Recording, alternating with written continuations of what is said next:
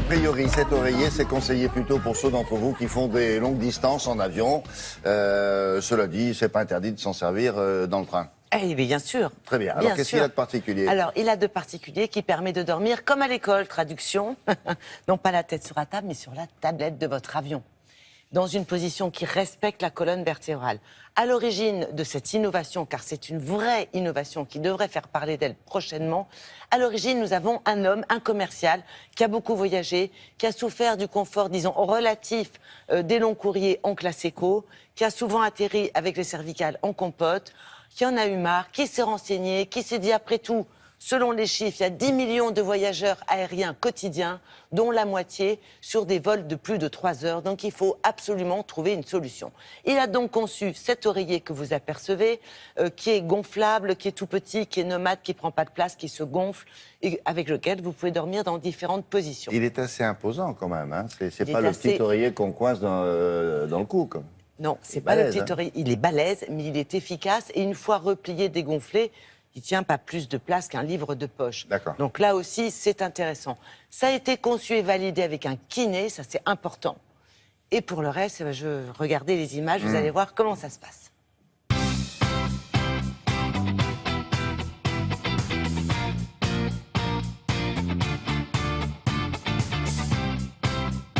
Aujourd'hui, il y a de moins en moins d'espace dans les avions, donc le seul qu'on vous laisse, c'est ce qu'il y a devant vous. Donc on a cherché à obtenir cette position frontale. On l'a d'abord validé avec des professionnels, avec des kinés. Ensuite, on a travaillé effectivement sur tout ce qui est taille, etc., avec des gens de l'aérien pour valider l'espace dont on avait besoin. Après 18 mois de travail avec des professionnels de la plasturgie, parce que c'est un produit qui est gonflable, parce qu'en avion, on n'a plus de place. On n'a plus de place ni dans les bagages, ni assis. Donc il fallait quelque chose de léger, pratique. Donc quand il est plié, voilà, c'est quelque chose qui est gros comme un livre de poche. Et quand on le gonfle en 5 expirations, on obtient ça, qui permet d'être maintenu en position frontale et de s'endormir confortablement. Une fois qu'il est gonflé, je le pose sur la tablette. Je m'endors de face, de côté. Je le mets devant moi. En le dégonflant un peu, je règle la hauteur. Je pose ma tête pour regarder la télé.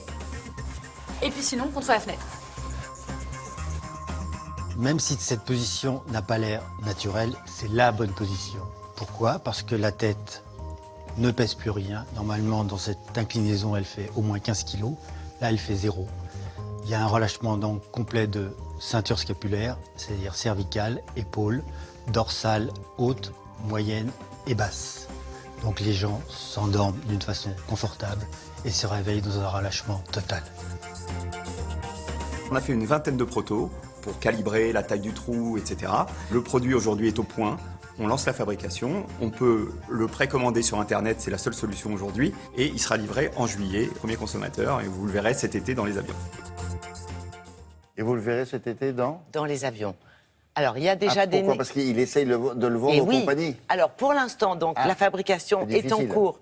On peut l'acheter sur Internet. Il a lancé un financement participatif, 27 €.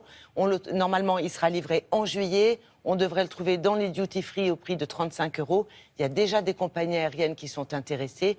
Et c'est quand même pas mal comme produit, quoi. À condition que la tablette soit rigide. Eh bien, elle est toujours rigide, non? Non, parce que quand vous appuyez dessus, souvent...